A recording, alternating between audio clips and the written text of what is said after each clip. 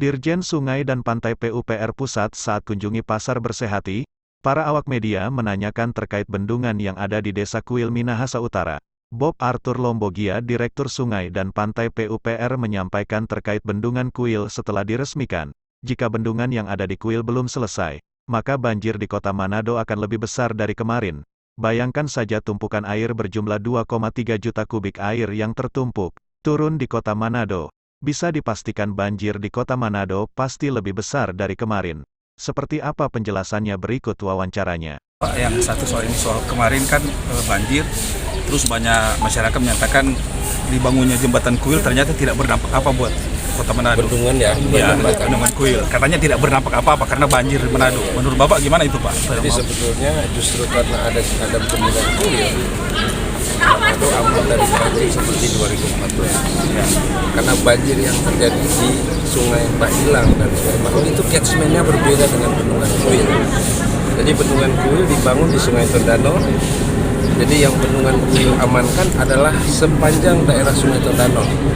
Demikian juga dia membantu juga supaya suplai air dari Sungai Tikala itu lancar.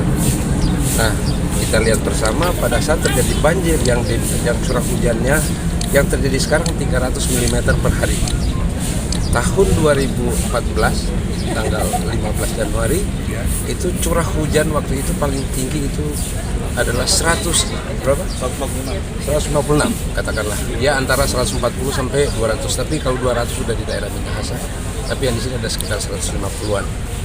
Nah, curah hujan cuma 150-an dan curah hujan sekarang 300. Curah hujan ya dulu cuma 150-an, efeknya jauh lebih parah daripada efek banjir sekarang 300 mm.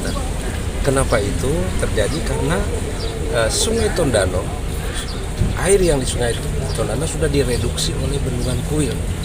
Pada saat musim hujan itu bendungan Kuil sudah ditutup pintunya. Pintunya kita tutup dan kita sampai pada hari kedua kita tetap tutup pintunya agar supaya air dari Sungai Tondano tidak menambah beban Sungai Tondano di kota Manado. Dan kita bendungan Kuil mampu menampung 2,3 juta. Bayangkan kalau tidak ada bendungan Kuil, 2,3 juta itu datang ke kota Manado dalam waktu 1 hari ya kita tahan. Nah, jadi bendungan Kuil sudah berfungsi secara efektif. Karena banjir yang terjadi yang besar yang kita lihat adalah di daerah utara, yang bukan di daerah pengaliran bendungan Kuil. Itu dampak daripada pembangunan bendungan Kuil.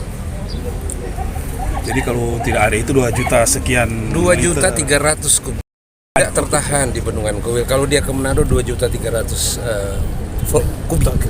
Bisa tenggelam. 2,3 juta kubik air yang ditahan oleh bendungan Kuil selama beberapa jam itu. Coba bayangkan kalau itu tidak ada. Iya. Nah, seperti ilustrasi yang saya bilang tadi bahwa curah hujan di 2014 cuma 156 sampai 160, 140 sampai 160 sudah seperti itu khususnya di Sungai Tondano dan Sungai Tikala. Sekarang 300, malah Tikala kan tidak banjir. Kita lihat tidak banjir seperti dulu. Dulu kan Sungai Tikala banjir sampai lapangan Tikala. Lapangan Tikala kalau tidak salah 3 meter airnya. Sekarang efeknya kan tidak sampai di Sungai Tikala. Artinya Sungai Tondano itu telah kita reduksi banjirnya melalui bendungan Kuil. Jadi kira-kira ada kemungkinan dapat dak untuk normalisasi Sungai Bailang, Pak, dalam rangka penanggalan banjir. Kuil belum menangani Sungai Bailang, Pak. Jadi untuk Sungai Bailang dan Sungai Mahau, untuk penanganannya tentunya kita harus kerjakan dengan suatu perencanaan yang komprehensif. Ya, saya kira kalau cuma mungkin dengan dak itu tidak akan mampu. Dia harus direncanakan secara menyeluruh mulai dari hulu sampai hilir agar supaya air yang ada di Sungai Bailang dan Sungai Mahau dapat kita hitung dan dapat kita bikinkan desainnya.